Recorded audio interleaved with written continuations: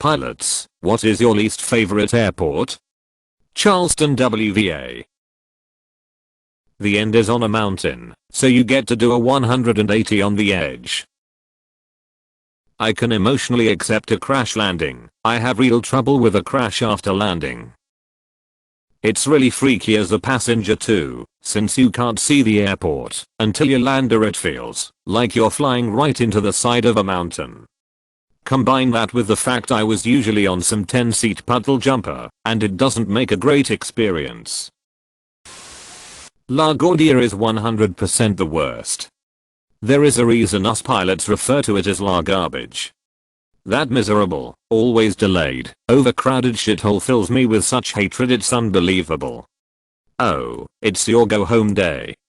Well, guess what? One drop of rain just fell in New York City, so you're gonna have to eat this 5-hour delay, buddy. Have a nice day. Goddamn, I hate that place. I once flew out on a Friday after there was a T-storm over Manhattan on a Wednesday. JFK was delayed 15 minutes by Friday. Newark was not at all delayed. LGA was delayed 3 hours. Even though it's my home airport, LAX is a pain in the ass. The whole airport has been a construction zone for as long as I can remember, with no end in sight. As someone who regularly flies into LAX internationally and has no other choice, true that. Also, it's as if customs every morning goes, welp, we have 6 A380s landing in the space of 20 minutes. 4 of which are non-English speaking passengers, 1 from a country where you can bet every third passenger is carrying some sort of banned food. So, half of you go ahead and take your break, we'll manage the immigration line with 6 staff. Edit, Australians can't use global entry, https://www. cbp.gov/travel/trusted traveler program/global entry/international arrangement/Australia/Australian citizens. Mildly related, huge props to the EasyJet pilot who got us on the ground at London Gatwick last night on the second attempt, despite terrifying crosswinds. I'm not a nervous flyer, but when we were 15 feet from the runway, only for the engines to roar and the plane to climb steeply back into the air, I was definitely feeling pretty tense.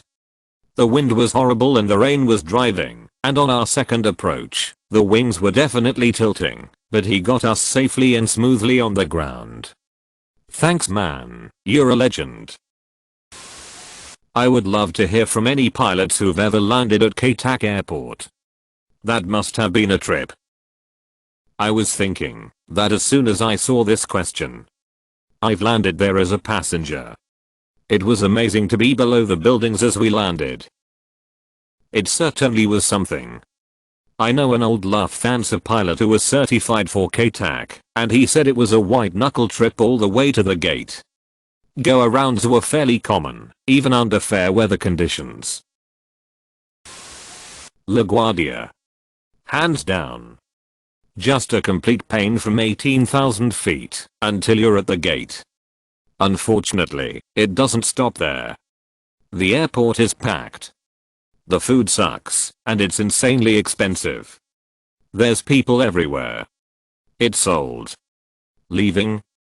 After 4 MD-88s you're cleared to push to spot 29 where you'll call ground 7 times unanswered and then be number 37 for to Kiev after convoluted taxi instructions that include several 2-letter taxiways and multiple hold short instructions. Also, don't forget to call clearance with your PTC code and get stepped on multiple times. At least when you leave you have checking in with Washington Center to look forward to. It's almost amusing how much everyone loathes that airport. Nobody wants to be there.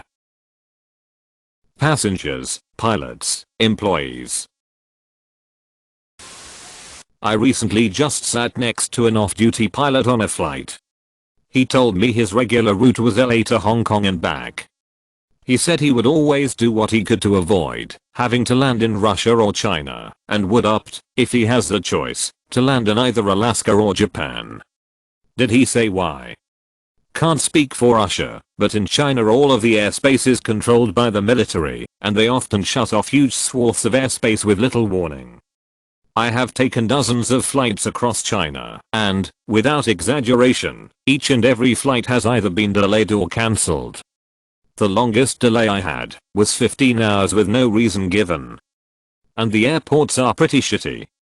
If you're lucky, there'll be an airport bar, but generally they're noisy, crowded, smelly, and everyone is eating bloody instant noodles. Till there are a lot of pilots on Reddit. Helicopter pilot here. What's this runway you speak of? Like at a fashion show for pretty ladies? Also, Sharm el-Sheikh in Egypt is the worst airport in the world. Inshallah is not an appropriate landing clearance. I travel often for work and I have heard pilots hate John Wayne Airport and that it's dangerous to fly out of. Luckily that's my choice of airport. I was on a Southwest flight leaving John Wayne once, and right when the engines cut, the flight attendant gets on the intercom and whispers, "Be very, very quiet. We are flying over rich people." Makes me giggle every time I think about it. Airline captain here. LaGuardia, short runways and crazy congested. You're close to other airplanes and the ramp area is tight. Chicago is a ridiculous long taxi experience. In New York City JFK is better than EWR because there are more runway choices and it's slightly more spread out. New York City airports are run at 100% capacity, so when weather rolls in or they swap runways it's a huge ripple effect that is painful when you want your day to be over. Actual pilot here. I'm going to say Newark and LaGuardia.